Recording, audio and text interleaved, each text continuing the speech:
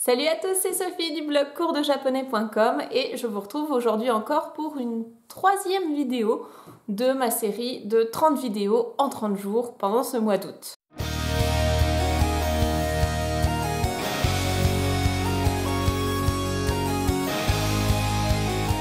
Hier, nous avons parlé des bases de la langue japonaise, les différents systèmes d'écriture. Si vous vous en rappelez bien, nous en avons trois, donc les hiragana, les katakana et les kanji. Aujourd'hui, on va se concentrer sur le premier alphabet syllabaire qui est donc les hiragana. À quoi ressemblent les hiragana? Eh bien voici le tableau qui est composé donc de 46 signes différents. Ce sont les 46 sons de base pour pouvoir donc retranscrire les syllabes japonaises. Et les hiragana, contrairement aux katakana, servent à écrire les mots d'origine japonaise, c'est-à-dire eh bien, le vocabulaire et la grammaire 100% nippon, donc tous les mots en fait qui forment la langue japonaise à proprement dite, en dehors des mots étrangers. Ça, on verra ça demain, ce sera écrit en katakana, le deuxième alphabet. Les hiragana servent également à pouvoir lire les kanji dont on ne connaît pas la prononciation. Donc les kanji, ce sont les idéogrammes venus de Chine.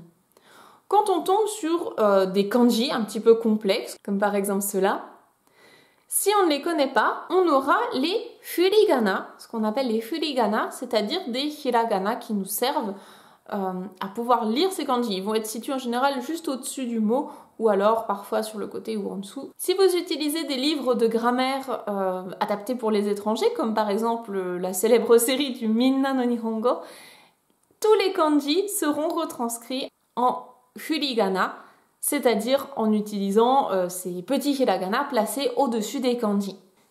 Et puis, même pour les japonais standards, on va dire, c'est-à-dire des personnes qui ne sont ni des enfants, ni des personnes étrangères, eh bien certains mots courants en japonais, comme par exemple l'adjectif kirei, qui veut dire beau, joli, dont les kanji sont relativement complexes, on va pas s'amuser à les écrire tous les jours à la main, eh bien, comme c'est un mot qui est vraiment très courant, l'adjectif beau, évidemment, on va l'employer tous les jours ou presque, en général, ce genre de mots, on va plutôt les écrire en hiragana, parce que les kanji sont soit trop complexes, soit un petit peu désuets, ou alors en tout cas, on ne les utilise pas de manière courante. Il y a beaucoup de mots comme ça qu'on simplifie en hiragana. Il faut savoir également que parfois, c'est un véritable choix que d'écrire un mot qui s'écrit normalement en kanji. Ça peut être vraiment choisi délibérément, par exemple pour des raisons esthétiques, de l'écrire en hiragana. Je pense notamment aux noms des enseignes, de boutiques, de magasins, etc. ou de restaurants. On peut faire le choix de l'écrire en kanji, si c'est un mot japonais.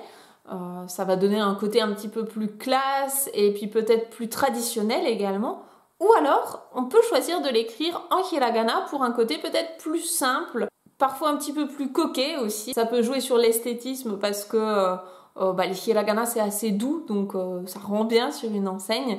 Et puis, ça va être la même chose avec les prénoms japonais. De plus en plus de parents choisissent de ne pas donner de kanji au prénom de leur enfant et plutôt de l'écrire en hiragana parce que, notamment pour les filles, ça fait assez doux et assez mignon. Donc de plus en plus aussi, on peut simplifier en fait des mots qui s'écriraient normalement en kanji. On les simplifie avec les hiragana. Donc voilà tous les usages possibles des hiragana. Vous l'aurez compris, c'est vraiment essentiel de savoir les lire, éventuellement de les écrire, mais en tout cas de les lire, de bien les connaître quand on veut débuter le japonais. C'est vraiment la première étape par laquelle on doit tous passer.